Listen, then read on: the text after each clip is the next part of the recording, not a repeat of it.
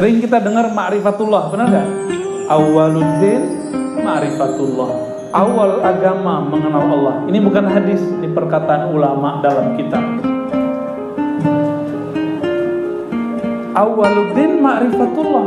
Awwalu ma'rifatillah ma'rifatun nabi. Awal mengenal Allah, kenal dulu yang mengenalkan kita kepada Allah siapa?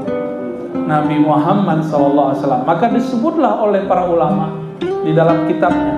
Syekh Amin Al-Qurdi misalnya mengatakan, ma'rifah atau fana fi syekh muqaddimatun fi fana'i fillah. Seingat saya begitu kalimatnya. Mencintai guru adalah awal dari cinta kepada Allah, cinta kepada Rasulullah. Maka kalau ingin kenal Allah, kenali dulu Nabiullah, Nabi Muhammad SAW. Nabi memperkenalkan dirinya lagi makan-makan. Betapa indahnya dan bahagianya sahabat-sahabat yang duduk bersama beliau, memandang beliau lagi makan dan berbicara. Beliau berkata, ana sayyidu waladi Adam yaumal qiyamah. Wahai sahabat-sahabatku, Nabi ngomong begitu supaya perhatiin. Ada yang berhenti makan, ada yang lagi ngunyah, gak sadar dia ngunyah beberapa kali, memandang Nabi dan mendengar Nabi. Abu Bakar gak berani menatap, cuma menatap begini, menatap makanannya. Entah dia yang menatap makanan, entah makanan yang menatap dia. Gak berani sentuh karena lagi dengerin Nabi ngomong, ana sayyidu waladi Adam. Sahabat lagi senang makan, dimasukkanlah satu ilmu ma'rifatun Nabi masuk ke alam bawah sadar mereka tanpa mereka perlu berpikir banyak. Kita kenapa sulit menerima ilmu? Karena kita suka membawa ke pikiran. Coba langsung ke dalam kolbu. Kalau orang lagi makan, sempat mikir gak? Enggak, di saat itulah kolbunya kebuka. Maka Imam Sya'rani ngambil dari hadis ini mengatakan, kalau mau ngajar anak, ajak anak makan, ajak anak seneng-seneng, baru ngomong, pasti masuk ilmu ke dalamnya. Lalu Nabi mengatakan, wala fakhar, aku ngaku ana sayyidu waladi Adam.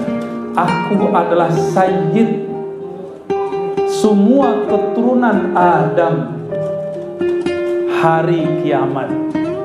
Wala fakhar, tapi bukan sombong. Hadis ini hadis yang sahih, riwayat Imam Muslim. Imam siapa yang meriwayatkan? Hadisnya sahih. Sahih berarti valid, benar. Lalu beliau berkisah, ternyata hadisnya panjang. Saya gak sebutkan bahasa Arabnya karena satu halaman lebih. Kata beliau, nanti di hari kiamat semua makhluk berkumpul. Jadi ternyata kalau kita mati, masalah belum selesai. Jadi jangan pernah ada yang bunuh diri. Panjang nanti masalahnya. Orang mati bener aja masih panjang masalahnya. Gimana mati gak bener? Ya? Semua orang nanti yang dibangkitkan dari kubur itu menyaksikan yang pertama yang sudah bangkit, baginda Nabi Muhammad SAW. Apa kata beliau? Ana awwalu man tunshaq anhul qabr. Aku yang pertama dibangkitkan dari kubur. Berarti beliau ini siapa? Lalu beliau mengatakan, di saat semua orang sibuk mencari backingan pada hari kiamat. Nah, bapak ibu ini kalau ada masalah pasti nyari bapak-bapak ini lah, cari backing ya. Bapaknya bingung, backingan orang di sana lebih tinggi pangkatnya. Gimana caranya? Ngadu lagi ke atasannya. Atasan lawan atasan. Tapi nanti di hari kiamat atasannya cuma satu, Rasulullah SAW. Para nabi semuanya tunduk. Tapi manusia tidak tahu karena tidak mengerti ma'rifatun Nabi. Yang nanti tenang cuma umat Nabi Muhammad. Yang mengenal ma'rifatun Nabi, dia gak kerusak-kerusuk. Tapi di sudut sana berkumpul semua makhluk. Apa kata mereka? Kita ini umat Nabi Adam. Yang satu lagi kami umat Nabi Nuh. Semua mengenalkan diri. Siapa yang bisa bantu kita? Berdebatlah mereka. Umat Nabi Muhammad senang. Umat Nabi Muhammad dicari Rasulullah SAW. Sedangkan umat di luar umat Nabi Muhammad mencari nabi-nabinya. Sampailah mereka pada Nabi Adam. Apa kata Nabi Adam? Ngapain kalian mencari saya? Sekarang itu Allah mungkin marah kepadaku. Hadis Imam Muslim. Ghadiba Rabbuna ghadaba. Tuhan kami sedang marah semarah-marahnya, kata Nabi Adam. Kenapa? Dulu aku dilarang jangan deketin pohon, aku deketin. Terus gimana dong? Ya, kakek kami, kalau orang mungkin sekarang manggilnya Mbah Nabi Adam, engkong Nabi Adam, kira-kira begitu. Terus gimana?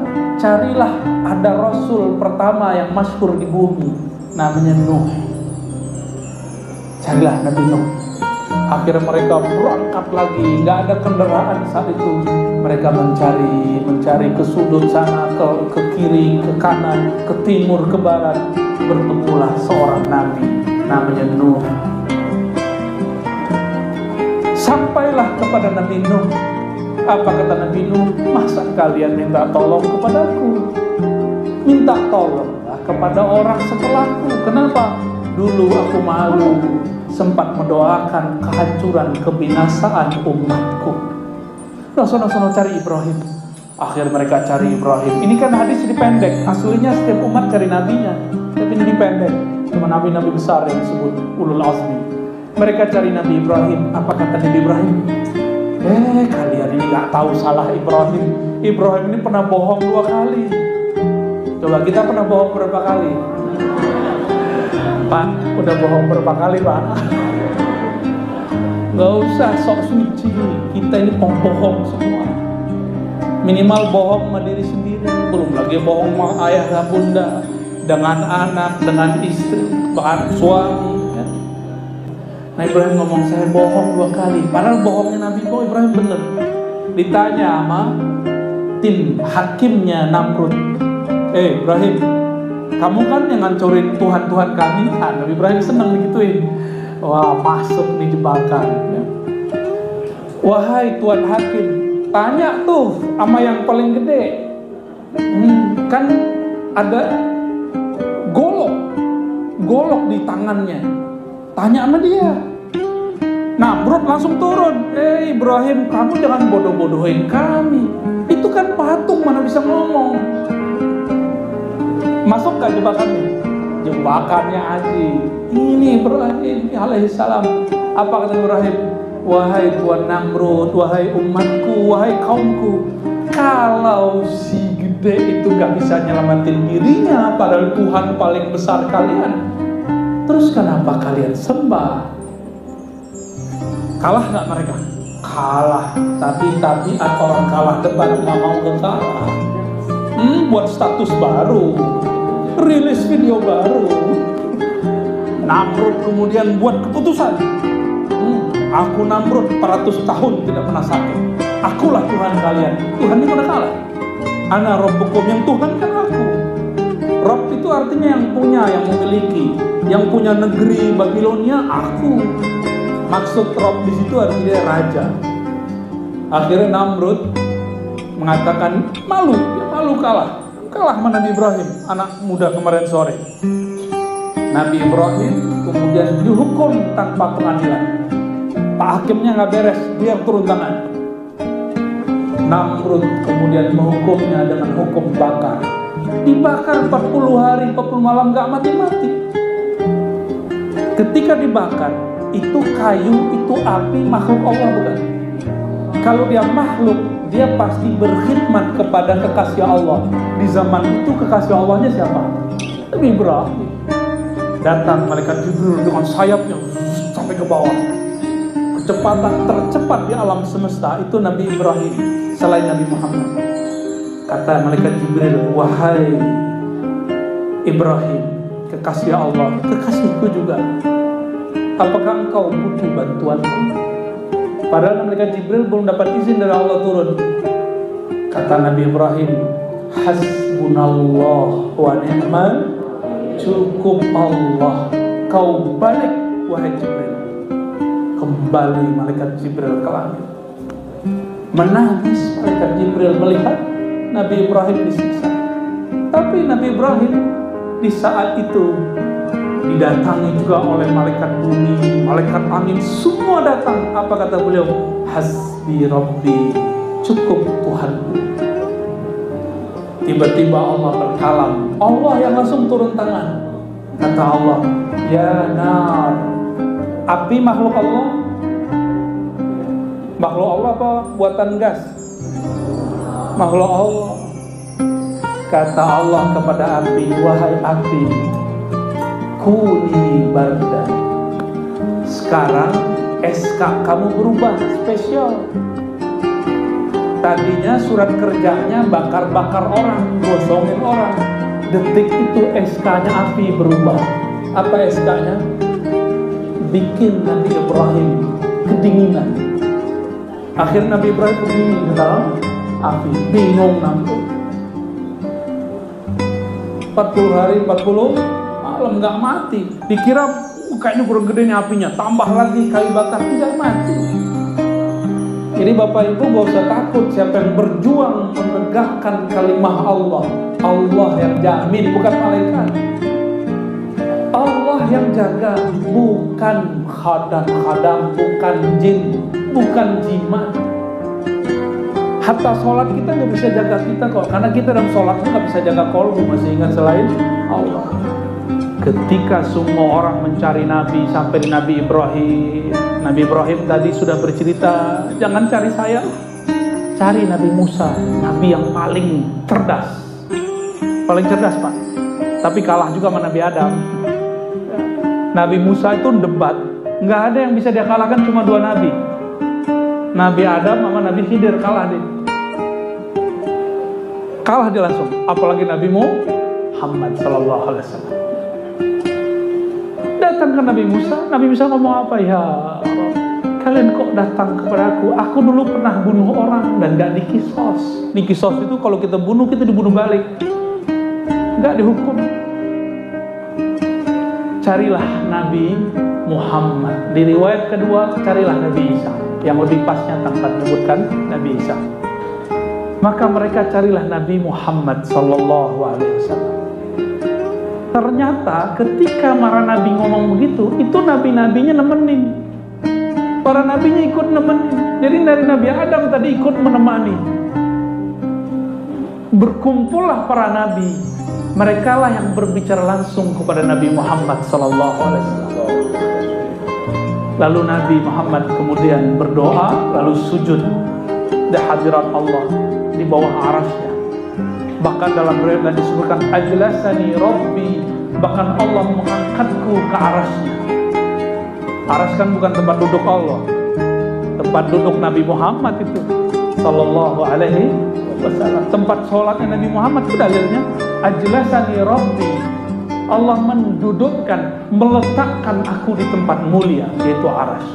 Lalu Nabi Muhammad sujudnya panjang. Beliau memuji Allah dengan pujian, dengan bacaan, dengan nama yang nama itu tidak pernah beliau bagi ke sahabat manapun, tidak pernah diajarkan kepada siapapun kecuali kepada sir-sirnya Rasulullah SAW. Dan itu khusus, berarti ada nama Allah yang menjadi sir Nabi Muhammad yang baru beliau gunakan nanti di padang mahsyar. Kenapa nama-nama ini tidak dibuka sekarang? Kalau dibuka sekarang, ini bapak-bapak ibu yang pengen kaya mendadak langsung kaya. Serius? Pengen hebat sekarang, dikasih. Disebut Al-Ismul A'zam. Tapi Ismul A'zamnya Nabi Muhammad itu lebih besar daripada yang lain. Al-Ismul A'zam berarti nama yang agung, nama yang besar. Setelah beliau sujud membaca doa itu dan dipuji, Allah memuji, Allah kemudian dipuji oleh Nabi Muhammad. Allah mengatakan, ya Muhammad, irfa' ra'sak, angkatlah kepalamu, isfa' tushaffa, wasal tu'ta. Hai Muhammad, angkat kepalamu. Sekarang engkau boleh memberi syafaat para nabi. Tushaffa, engkau akan diberi mandat. Maka syafaat itu artinya mandat untuk menolong. Nah, ini yang kita minta. Maka kalau sholawat jangan hanya minta duit, ya. Kita sudah dijamin rezekinya oleh Allah. Bapak Ibu sholawat rezeki datang loh. Itu anak saya tuh kecil belum bisa sholawat, cukup emaknya datang. Masih kecil, dulu ibu-ibu pernah kecil nggak atau lahirnya gede? Kalau lahir segede Ustadz gini, emaknya pecah ya. Kita dulu nggak pernah sholawatan, nggak pernah sedekah, Allah jamin kok rezekinya. Kenapa kemudian ada guru-guru kita habib-habib, ayo sholawat supaya rezeki banyak? Itu maksudnya satu sholawat akan memberkati rezeki yang sedikit. Yang tadinya banyak, kurang berkah, dengan sholawat jadi berkah dia. Tanpa sholawat pun dia datang kok. Maka di sini di Parung ini kan ada Habib Mahdi Segaf, itu ngajarin sholawat fulus. Itu coba lihat isi sholawatnya, nggak ada kata fulusnya.